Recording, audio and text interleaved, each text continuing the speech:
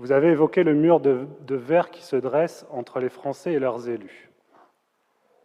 Ce mur, il faut le qualifier, est un mur de défiance vis-à-vis d'élus qui se préoccupent plus de leur propre sort que du sort des Français et du pays.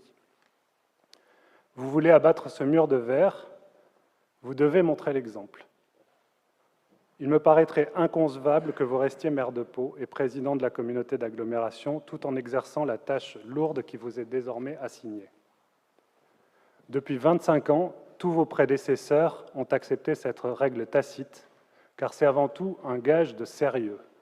Vous-même, il me semble me rappeler qu'en 2007, vous luttiez contre le cumul des mandats. Cela est encore plus vrai dans la période que nous connaissons aujourd'hui, qui nécessitera, je le pense, la présence d'un Premier ministre investi à 150% dans l'intérêt du pays.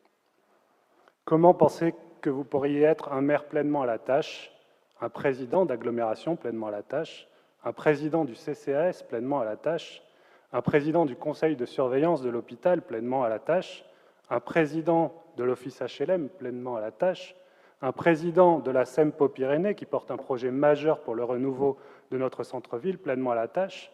Dois-je poursuivre? Prétendez-vous également continuer à être un haut commissaire au plan pleinement à la tâche? Les Français ont besoin d'un gouvernement. À l'heure qu'il est, vous devriez être en train d'y travailler pour aboutir dès que possible. La France a besoin d'un budget. Nous allons tout à l'heure devoir adopter notre budget sans savoir ce qui pèsera finalement sur les comptes des collectivités. La loi budgétaire spéciale vient d'être discutée à l'Assemblée, vous n'y étiez pas.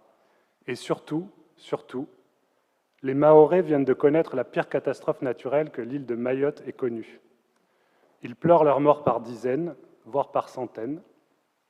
Ils ont besoin du soutien de la France. Vous pourriez être sur place pour leur témoigner le soutien de leur pays.